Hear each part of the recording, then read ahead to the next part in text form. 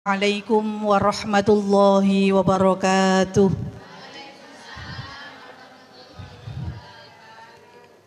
Sebelum kita mengaji bersama-sama, marilah kita membaca suratul Fatihah yang dikhususkan untuk kita semua. Semoga kita semuanya diberikan kesehatan, umur yang panjang, dan rezeki yang barokah. Serta saudara-saudara kita jika ada yang sakit, semoga diberikan kesehatan dan kesembuhan. Ala hadhihin niyah bi syafaati Rasulillah sallallahu alaihi wasallam. Al-Fatihah.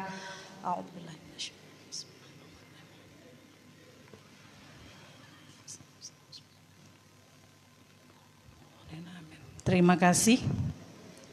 Bismillahirrahmanirrahim. Innal hamdalillah nahmaduhu wa nasta'inuhu wa nastaghfiruh wa na'udzu billahi min sururi anfusina wa min sayyiati a'malina. May yahdihillahu fala mudhillalah wa may yudlilhu fala hadiyalah. Asyhadu an la ilaha illallah wahdahu la syarikalah wa asyhadu anna Muhammadan abduhu wa rasuluh la nabiyya ba'dah. Hadratal muhtaramin, para alim, para ulama, warathatul anbiya yang kami hormati, jajaran pengurus takmir Masjid Baitur Rahim Boro Utara,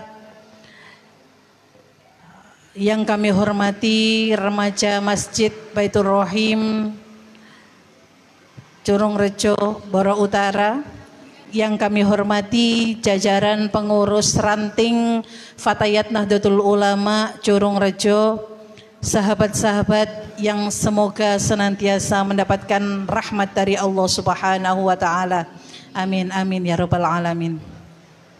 Alhamdulillah tsumma alhamdulillah, marilah kita panjatkan rasa syukur kehadirat Allah Subhanahu wa taala yang mana pada sore hari ini dalam pandemi seperti ini kita masih dapat berkumpul di tempat yang sangat penuh barokah ini, yaitu di Masjid Baitur Rahim dalam keadaan sehat wal afiyah zahiran wa batinan.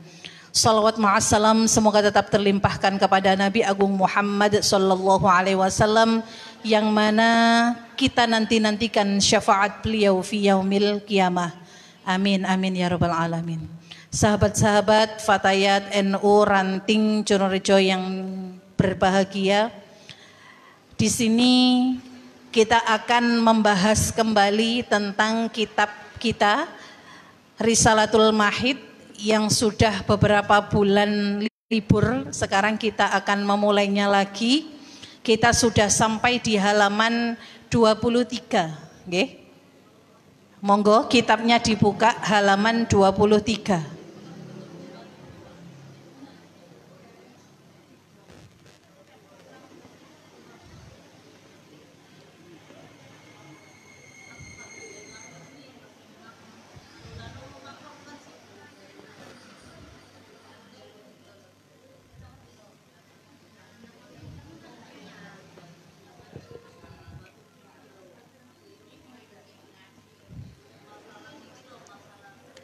Nggih. Bab salatipun tiyang ingkang langgeng hadati. Nggih. Nggih. Sampun kepanggih, sahabat. Untuk yang kitabnya tertinggal di rumah, besok dibawa nggih kalau rutinan. Terima kasih. Bismillahirrahmanirrahim. Bab salatipun tiyang ingkang langgeng hadati.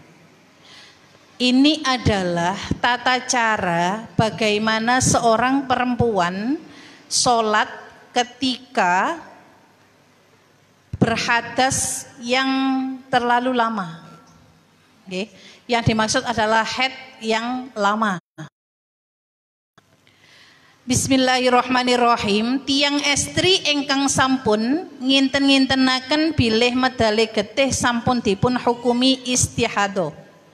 Seorang perempuan jika haidnya sudah melampaui batas atau melampaui batas maksimal yaitu 15 hari, maka disebut dengan istihadah.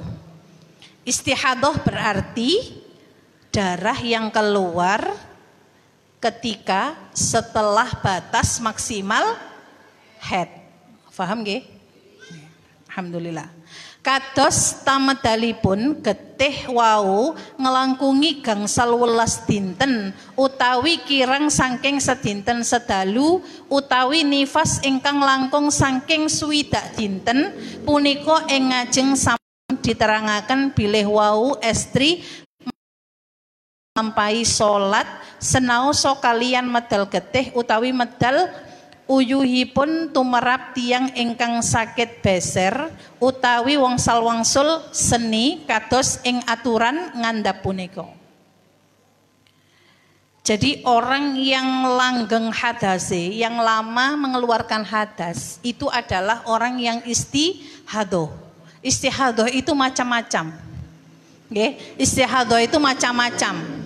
Jadi ada yang haid lebih dari 15 hari.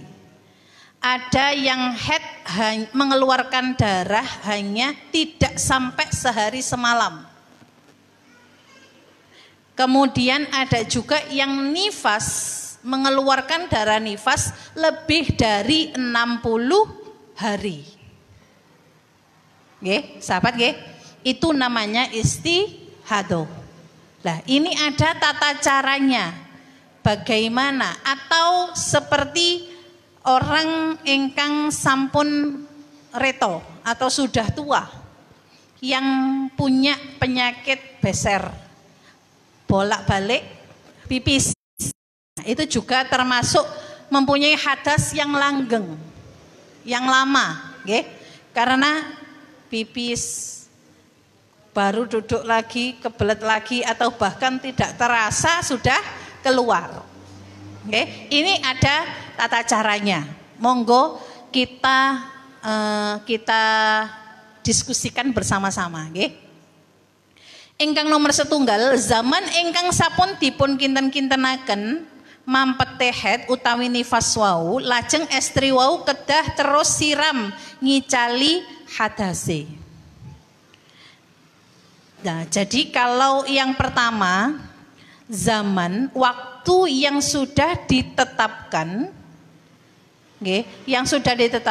jika seseorang itu lebih dari batas maksimal, maka harus sering-sering mensucikan badannya.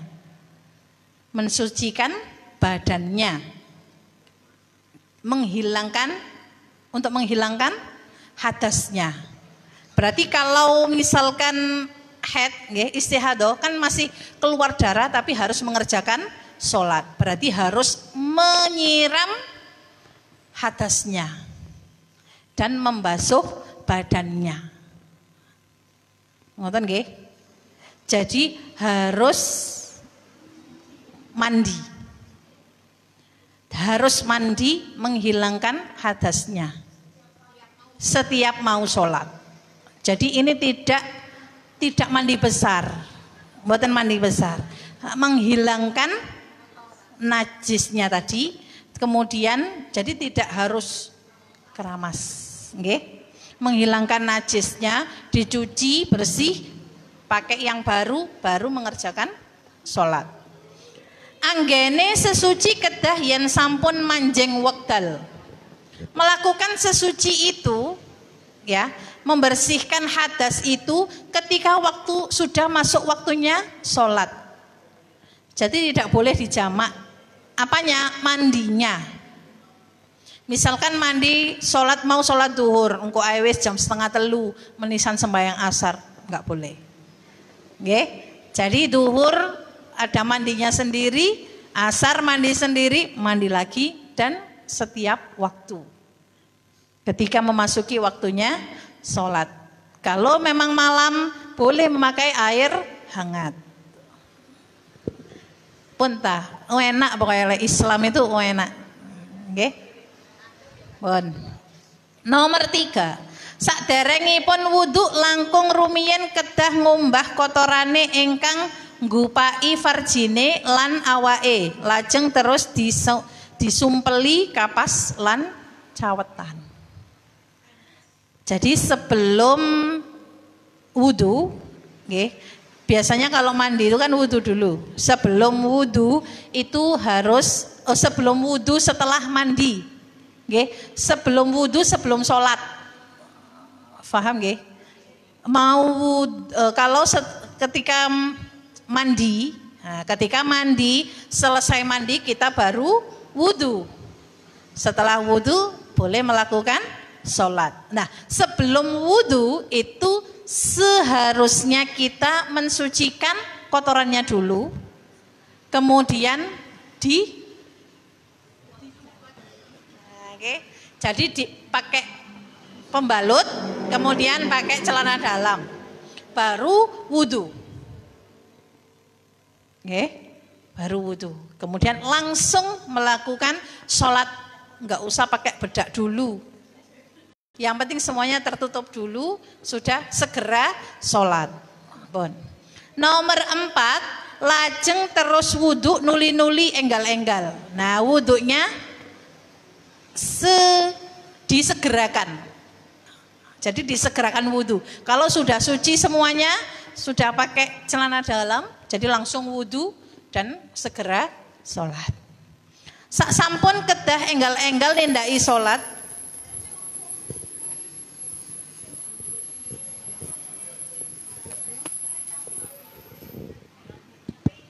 Halo. Lagi, halo.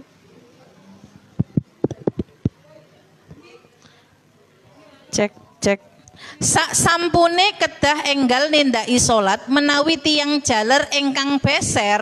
Nah niki. Sak sampune sesuci terus zakare dibuntel rapet. Nggih. Jadi kalau orang beser, kalau perempuan tadi pakai pembalut sama dengan orang head. Kalau orang laki-laki maka zakarnya dibungkus yang rapat. Nggih.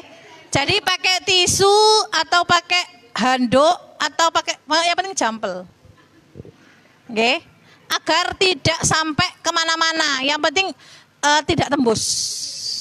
Nah, kalau zaman sekarang ada pempes, nggih. Nggih, netesnya itu yang najis, ngaten. Kalau zakarnya tetesannya itu yang najis. Tapi kalau kepegang itu ya batal juga wudunya. Jadi harus hati-hati. Makanya penggunaannya itu sebelum wudu. Buntelnya itu sebelum wudu. Meskipun yang perempuan juga sebelum wudu. Karena kalau setelah wudu batal lagi, terpegang oleh telapak epe-epe tangan. Sak sampune, mana tadi? Nah, wuduipun tiyang ingkang kados ngaten wau sedaya namung kenging didamel salat fardu sepindah. Nggih. Jadi wudunya hanya berlaku satu kali salat. Sami kalih membersihkan tadi, mandinya tadi hanya untuk satu kali waktu sholat.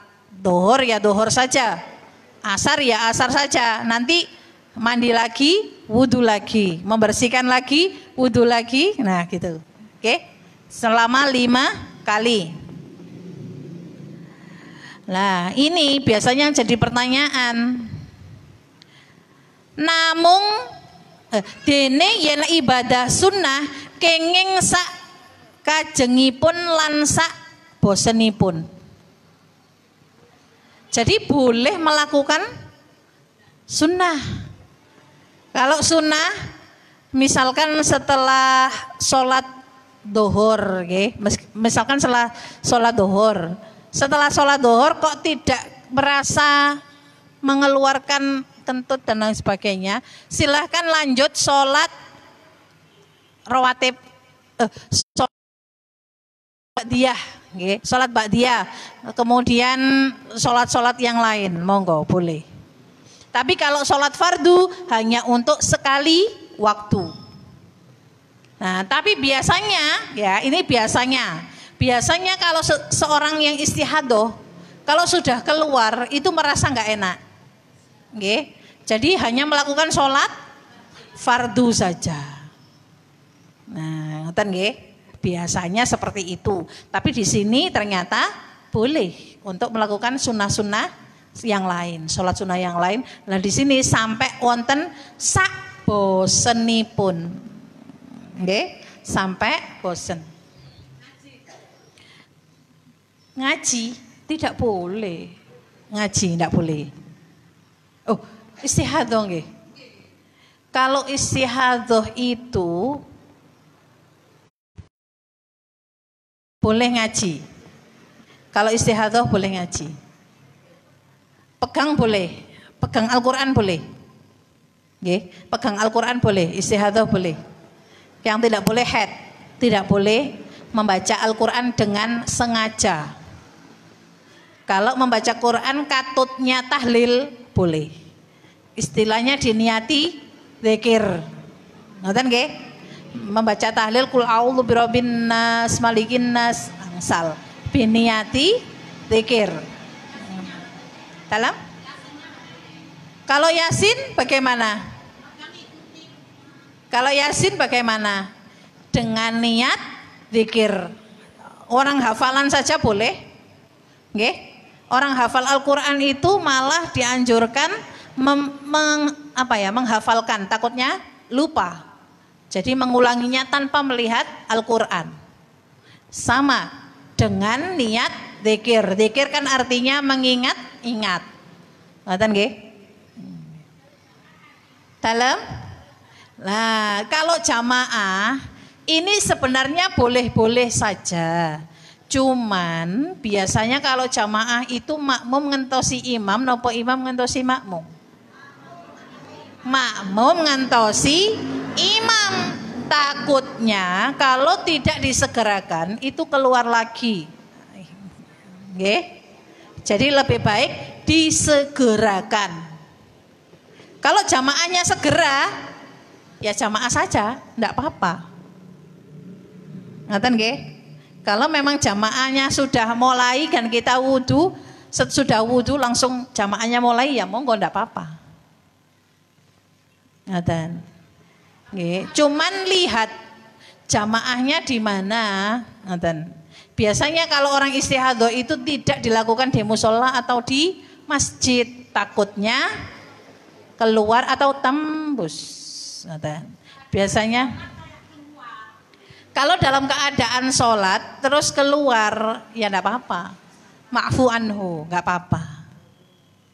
Oke, yang penting kita sudah niatkan bismillah, sudah sesuci dan kita sholat. Andaikan di tengah-tengah sholat enggak usah dibatalkan, dilanjutkan. Ngoten nggih? Jadi enggak usah dibatalkan. Metu wudu maneh. Adus maneh. Iya enggak apa-apa, lanjut saja. Yang penting keluarnya tidak sebelum sholat. Kok setelah wudu keluar lagi, maka silakan bersuci lagi. Tapi ketika sudah melakukan Allahu Akbar, enggak apa-apa, lanjut saja. Kita sudah niat. Tapi kalau keluarnya sebelum takbiratul ihram, sebelum niat, maka harus kembali suci lagi. Makanya segera disegerakan. Ngoten nggih. Jadi kalau memang biasanya disiasati sahabat, disiasati itu kalau memang kita istilahnya kok namanya head itu kan enggak terus-terusan keluar gitu ya. Jadi kita biasanya pipis dulu, jongkok yang agak lama biar keluar dulu, baru setelah itu kita bersihkan wudu, langsung sholat. Jadi biasanya ada jeda waktunya agak lama antara keluar yang pertama dan yang kedua. Gitu. Oke. Sudah sahabat? Mungkin itu saja untuk oke. Oke.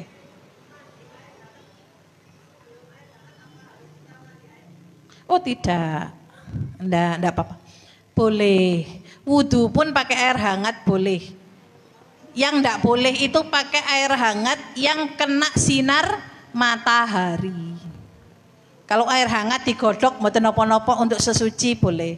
Wudu juga enggak apa-apa.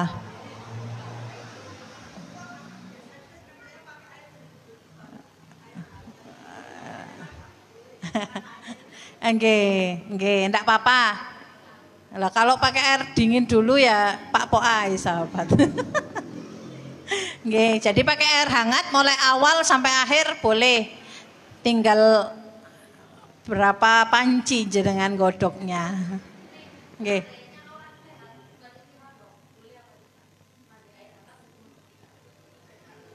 Maksudnya buat suci dari haid. Mandi malam, mandi sehari-hari pakai air hangat. Bagus. Boleh. Loh, boleh sahabat. Air hangat yang suci mensucikan itu boleh untuk bersuci. Nggih. Kalau kita malam-malam mau mandi kok kademen, nggak mungkin daripada nggak adus, ya godok banyu saja, nggak apa-apa. Mandi dengan air hangat itu boleh. Nggih, boleh. Boleh. Nggih. Islam itu maha segalanya sahabat. Yang penting airnya itu kita jamin suci. Kalau airnya sedikit dicibui, jangan dijeguri. Nah, lebih baik airnya mengalir. Jadi diisekno nang galon. Kita mandi. Lebih-lebih kalau zaman sekarang udah pakai shower ya sahabat. Nah, shower itu di hotel itu air hangat sudah enak sahabat. Jadi mau suci tengah malam, paraeso atau tengah wengi. Iya, itu suatu keringanan. Boleh. Itu sahabat ya. Baik, mungkin itu saja sahabat. Kalau ada pertanyaan yang lain boleh ditulis ya. Bisa lewat WA atau kita nanti bertemu lagi di bulan selanjutnya. Baik, ada kurang lebihnya dari saya. Kita lanjutkan masalah datenge haid lan aturane ngodoi salat ini sahabat ya. Bulan depan. Semoga pandemi ini segera berlalu, kita akan bertemu lagi dalam keadaan yang lebih sehat lagi. Al-Fatihah. A'udzubillahi minasyaitonirrajim. Bismillahirrahmanirrahim. Hamda syakirin, hamdan na'imin, hamdan yuafi ni'amah wa yukafi mazidah. Ya Rabbana lakal hamdu kama yanbaghi likal kari wa azimi sultanik. Allahumma salli ala Sayyidina Muhammad wa sallam radiyallahu ta'ala an kulli sahabat Rasul ajmain walhamdulillahi rabbil alamin. Allahumma ighfir lana dhunubana wa dhunuba walidayna warhamhuma kama rabbayana shighara. Allahumma inna nas'aluka salamatan fid din wa afiyatan fil jasad wa ziyadatan fil ilmi wa ziyadatan fil ilmi wa ziyadatan fil ilmi وبركة في الرزق وتوبة قبل الموت ورحمة عند الموت ومغفرة بعد الموت اللهم هون علينا في سكرات الموت والنجاة من النار والعفو من أزواجنا وذرياتنا قرة أعين وجعلنا للمتقين إماما اللهم أنت الشافي لا شفاء إلا شفاؤك شفاء لا يغادر سقما ولا ألما اللهم أنت الشافي لا شفاء إلا شفاؤك شفاء لا يغادر سقما ولا ألما اللهم أنت الشافي لا شفاء إلا شفاؤك شفاء لا يغادر سقما ولا ألما ربنا آتنا في الدنيا حسنة وفي الآخرة حسنة وقنا عذاب النار سبحان ربك رب العزة عما يصفون والسلام على المرسلين العالمين.